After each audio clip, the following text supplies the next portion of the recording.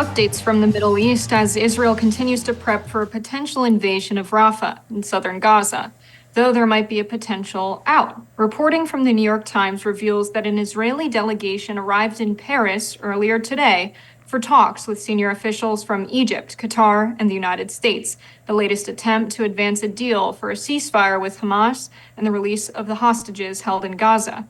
The negotiations come as Israeli airstrikes continue to bomb large parts of the country that have seen nearly 30,000 dead Palestinians and an unprecedented humanitarian crisis develop.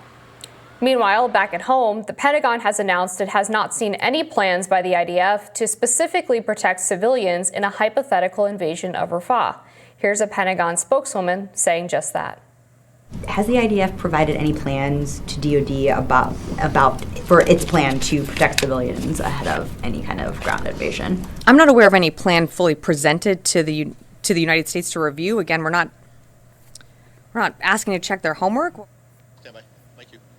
That news comes as the world leaders gathered at the G20 conference in Brazil almost unanimously agreed that the only way forward in the region is a two-state solution whereby both Palestine and Israel have their own states.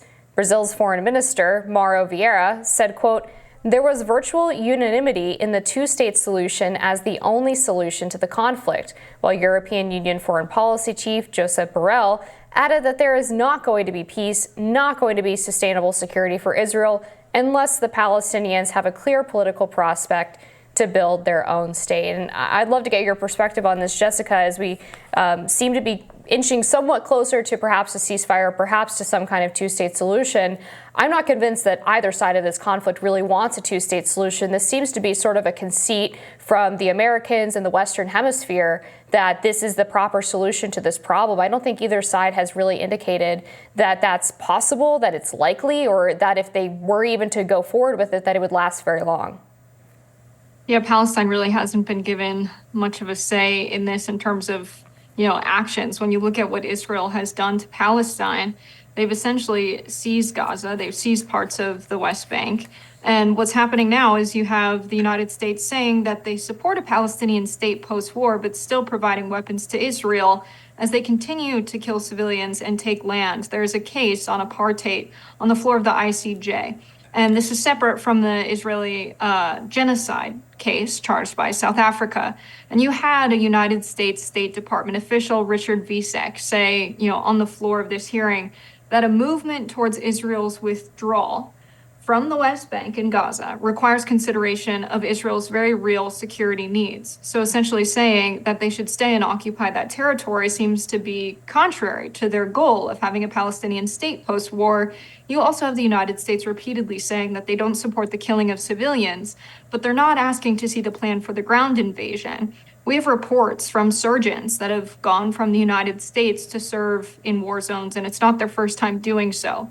And what they're saying they're seeing in Gaza is a complete annihilation. There was one surgeon who said after operating on so many orphans she couldn't count and watching them get wheeled away to other parts of the hospitals without any loved ones to look after them, she encountered a bunch of children on one day, ages 5 to 8 years old, with single sniper shots to the head. If there's any evidence to the contrary that Israel is, protecting civilian lives and intentionally preventing children and women who are innocent from being killed, it's the fact that it's single sniper shots. It's not that they were, in the zone of effect of a bomb when they were trying to bomb a Hamas base or what have you. It seems very intentional, their annihilation of Palestinians. And so it's really going to hurt anyone's trust of Israel or the United States in any negotiations around what things will look like post-war. Yeah, I definitely want to be careful with that testimony just because I know we're equally skeptical of testimony in regards to what happened on October 7th from Israeli witnesses or witnesses from the IDF. So definitely want corroboration on that before I weigh in on it too much. But I will say, the defense minister from Israel has basically tried to continue to rope the U.S. into this. They're obviously already providing tons of aid, tons of weaponry, while that State Department official says we're not going to check their homework. If there's any reason why you would provide aid to another country, it's so that you can have some say in the way that they behave, the way that they operate. That's one of the things that should come with foreign aid, is that there are strings attached. That's the whole way that this is supposed to work. But the defense minister from Israel has said that they want to basically have U.S. peacekeepers in the region after a two-state solution is struck. It's described actually as a multinational task force led by the U.S. with European and Middle Eastern partners that should oversee the rehabilitation of Gaza. And my perspective on this is, first of all, this isn't our problem. And if Israel, too, decides that they're going to wage war in a way that effectively destroys Gaza, kills tens of thousands of civilians, then it should be up to them if they want to exercise any control in that region to help rebuild what they've destroyed. It shouldn't be the U.S.'s responsibility to then go in and clean up the mess. And all of this is still tied to the fact that, of course, the U.S. is providing aid for this continued war. And we're getting ourselves into this sticky situation where now we're being expected to stay in the region, to put boots on the ground in the region, and basically have ties to this conflict for, who knows how long, the foreseeable future, when I think it should be incumbent upon the two parties actually involved in this to work out their solution, as opposed to expecting the U.S. to basically play peacemaker for decades to come. Right, and we're getting a lot of empty rhetoric coming from the Biden administration in saying they care a lot about civilian casualties and the humanitarian crisis in Gaza. Biden has said it's a top priority of his to ensure that aid is given to the Palestinians that are experiencing a blockade from Israel, preventing food, water, and medical supplies from getting in.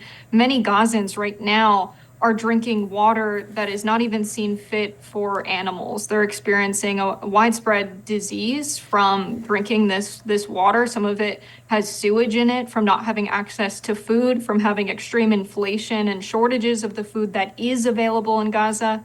And right now we have about a dozen UNRWA employees that are under investigation. Israel has not provided any evidence yet that these individuals were a part of October 7th. But out of an abundance of precaution, the United Nations has fired them anyway. But still, despite this precaution taken by the United Nations, and this being really the largest humanitarian assistance organization operating in Gaza right now, the United States has frozen funding going towards it, but is still giving $14 billion in the latest Senate package to Israel for weapons, while simultaneously restricting the aid going to the UNRWA. There's a provision in that same bill giving military assistance to Israel that would restrict the U.S. government from giving any funding to the UNRWA in the future, which is just really concerning, because that means we have really no other way to get it there. And the United States is really not equipped to, start their own mission of providing assistance into Gaza. It requires a lot of infrastructure on the ground that the UN is really the only organization that has it. And so it seems to me that you can't really say, you want to help civilians and you want to make sure they get the assistance they need, but you're giving money for weapons that are being used to kill civilians while restricting any aid going towards the people that need it the most.